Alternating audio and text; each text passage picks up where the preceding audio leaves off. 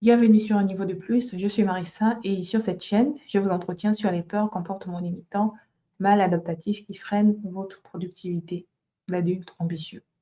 Abonnez-vous si ce type de sujet vous intéresse. Pour l'épisode d'aujourd'hui, j'aimerais revenir sur l'hypersensibilité et parler de ce qu'on appelle la surstimulation, c'est-à-dire ce phénomène que seuls les hypersensibles pourront comprendre, c'est le fait de se sentir bloqué. En fait, c'est littéralement se sentir bloqué et c'est pas le sens bloqué, je ne sais pas ce que je veux faire de ma vie, je suis perdue, je suis dépressive. Non, c'est que vraiment à l'instant T, on se sent bloqué. C'est un épisode qui me tient particulièrement à cœur parce qu'il y a beaucoup de personnes qui ressentent en fait ces éléments, ces sensations, mais ne savent pas mettre l'intelligence en fait, la connaissance, sur ce phénomène. Par exemple, moi, me concernant, j'ai vécu ce phénomène pour la première fois en classe de seconde S et pour moi, me sentir bloquée, j'étais très loin de m'imaginer que c'était lié au stress, j'étais très loin de m'imaginer que c'était lié à l'hypersensibilité. Pour moi, me sentir bloquée, c'était parce que je devenais bête, voilà. J'étais très portée sur la performance, bonne élève, me voici et donc me sentir bloquée pour moi était relié au fait que je ne savais plus, en fait, être intelligente, en fait. J'avais un rapport très bizarre avec l'intelligence et cetera et il y a beaucoup de personnes, je suis convaincue, qui ressentent ce phénomène de blocage, mais relient, en fait, cela à des mauvaises choses, relient cela à des choses qui ne correspondent pas, en fait, à ce que c'est.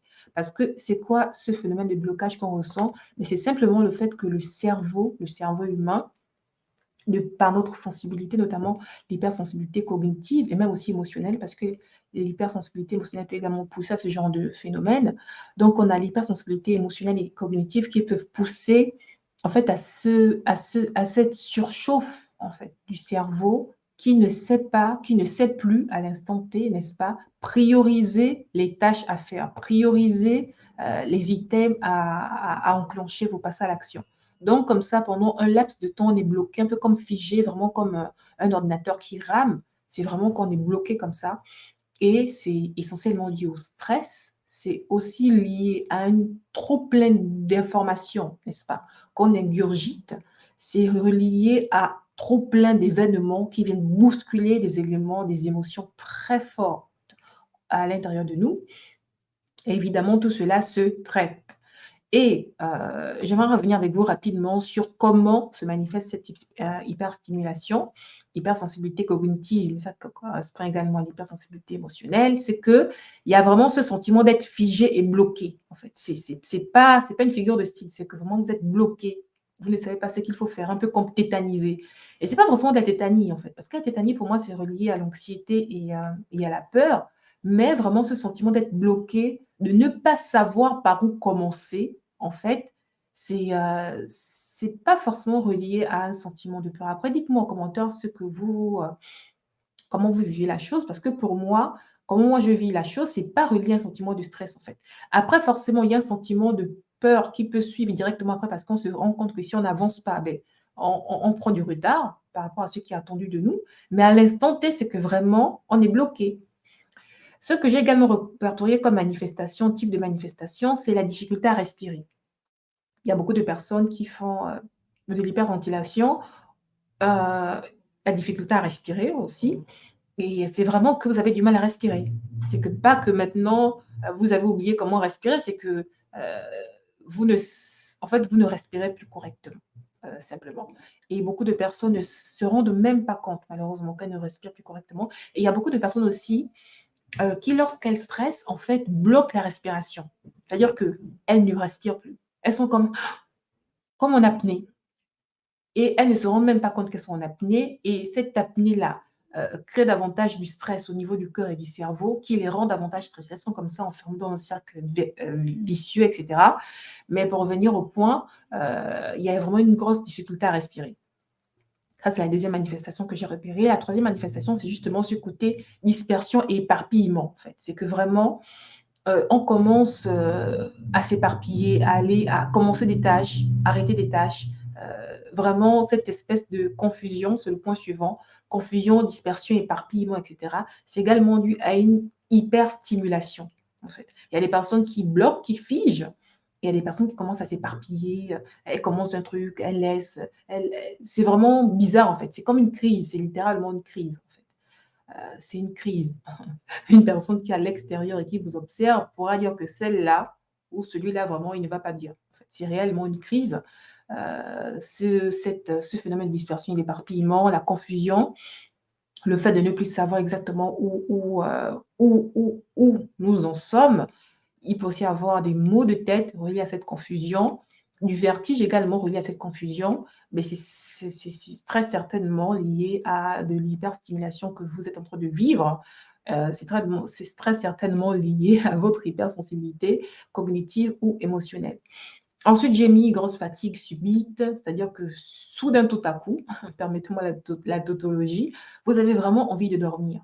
C'est que littéralement, vous avez un coup de barre, ça sort de nulle part, comme une grosse baisse d'énergie. Et ben, c'est dû à quoi? Simplement au fait que votre cerveau, il a, il s'est planté un moment, il a frisé un moment et ce petit moment-là où malheureusement vous étiez dispersé un peu par-ci par-là ou alors que vous avez figé, eh ben, c'est du carburant, en fait, du glucose que le cerveau a consommé. Et donc, lorsqu'il finit d'écouler son stock de glucose, eh ben, évidemment qu'il n'en a plus. Et comment ça se manifeste? Bah, par une baisse d'énergie due en fait, à une baisse de glucose.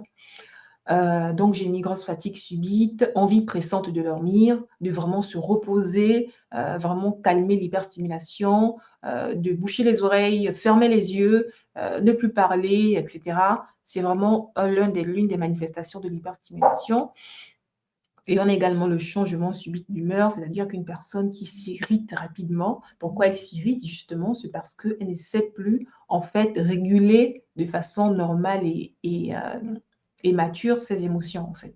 C'est ça, elle est fatiguée et donc parce que la personne est fatiguée et ben, elle change d'humeur, elle se fâche rapidement. C'est parce qu'en fait, il y a eu une hyperstimulation. Évidemment, la liste n'est pas exhaustive.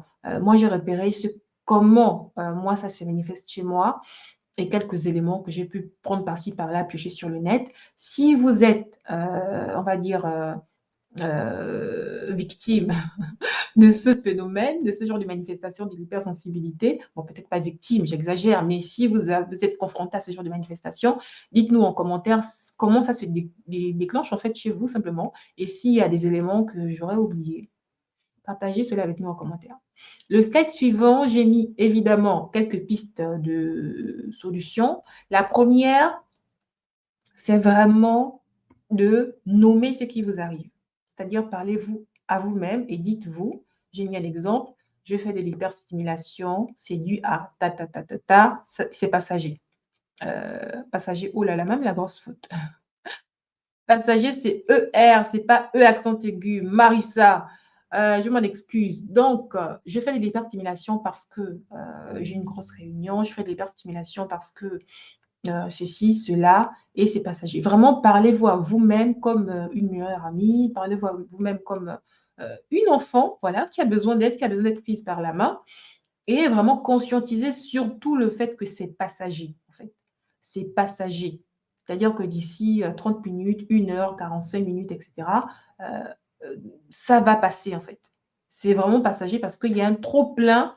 Vous voyez, il y a vraiment un embouteillage dans les connexions neuronales. Donc, il y a un trop-plein d'informations qui a fait figer votre cerveau, mais c'est passager. En fait, ne vous culpabilisez pas, ne vous blâmez pas, c'est vraiment passager.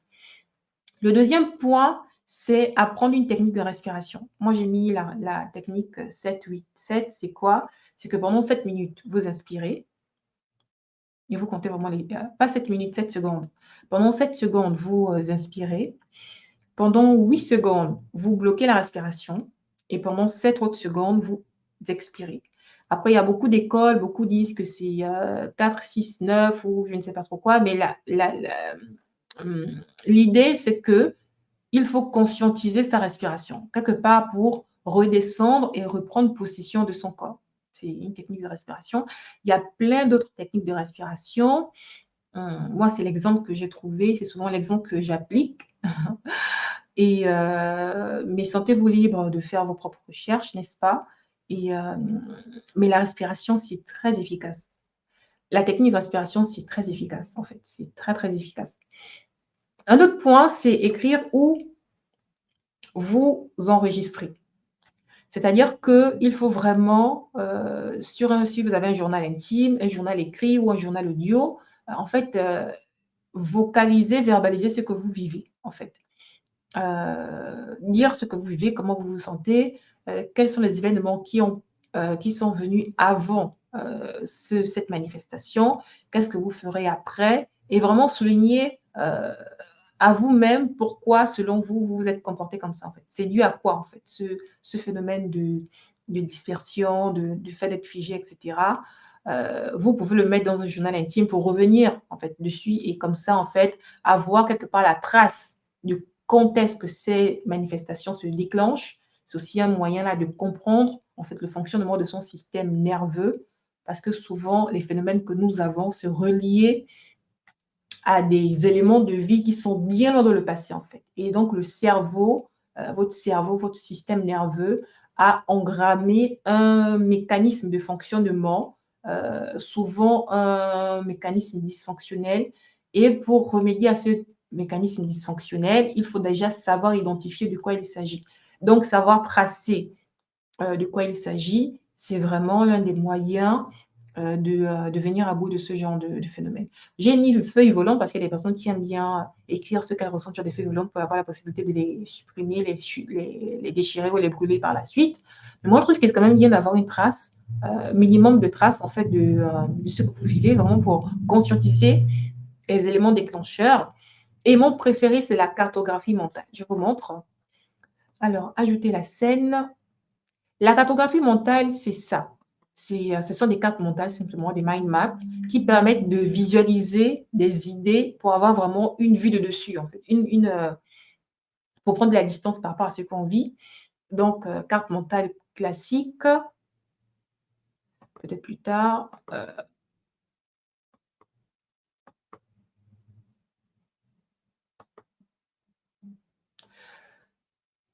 Ça ressemble à ça, ma nouvelle carte mentale, et vous mettez des plans, des sous-plans, etc. Et vous rajoutez, en fait. Par exemple, là, je peux mettre euh, grosse journée en entreprise. Et là, vous mettez par exemple les peurs que vous avez en tête. Peur d'être en retard,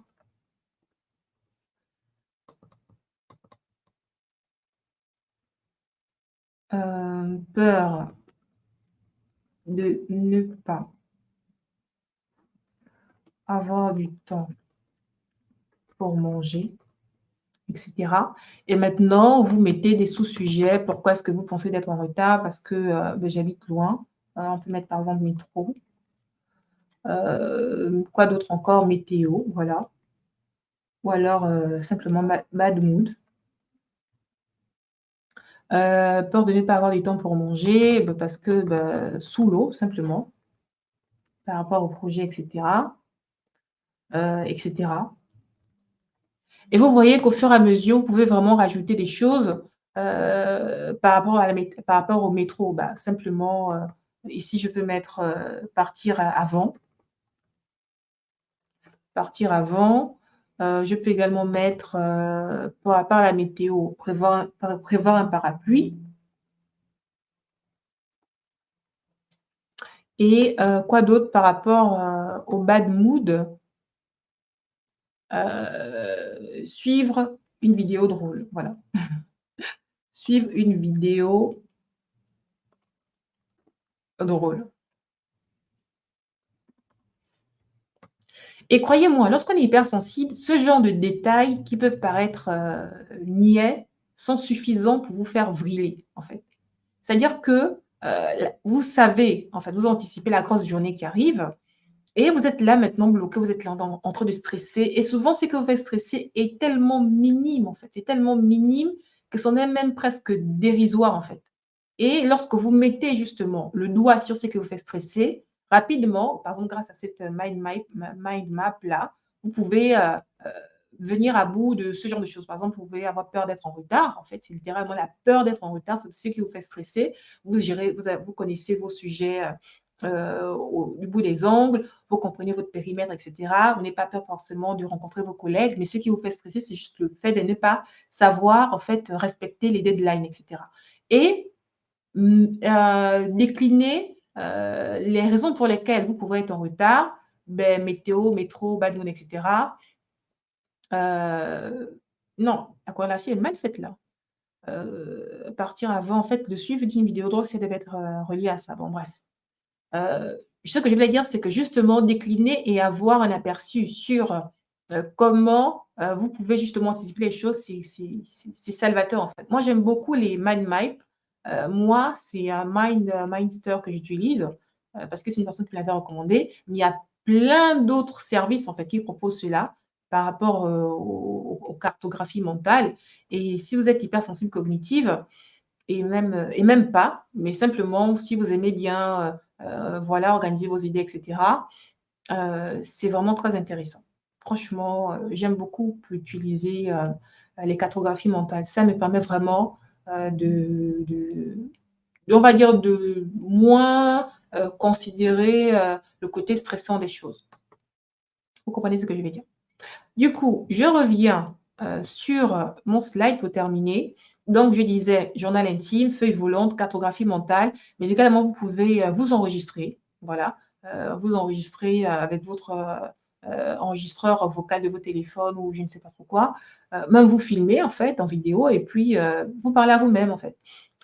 Vous expliquer de vous à vous-même: «Oui, je me sens ceci, je me sens cela, je me sens mal» et cetera et revenir sur la vidéo ou l'enregistrement quelque temps plus tard pour débriefer, voilà, un peu comme pour vous répondre en fait. Bon, ce sont des stratégies un peu, d'hypersensibles, mais vous comprenez un peu l'idée et en fait, en dernier, j'ai noté le plus important, c'est savoir se confier aux mains de spécialistes. C'est-à-dire que si votre hyperstimulation vous plombe votre vie, vous bloque dans votre quotidien de l'exécution de tâches simples, c'est que vraiment vous êtes en train de traverser une grosse phase de stress et là, pour le coup, en fait, courez vers les mains des spécialistes, en fait. Allez vous confier, en fait, à une personne, dont c'est l'expertise pour qu'elle puisse vraiment vous accompagner. Qu'elle puisse, en fait, identifier votre type de personnalité, identifier, les déclenchements de votre système nerveux et vous donner des pistes d'amélioration, des stratégies à mettre en place dès que vous êtes confronté à ce genre de réaction. Voilà, c'en est fini pour moi pour l'épisode d'aujourd'hui. Merci pour votre écoute. Prenez soin de vous, à niveau à la fois. Ciao.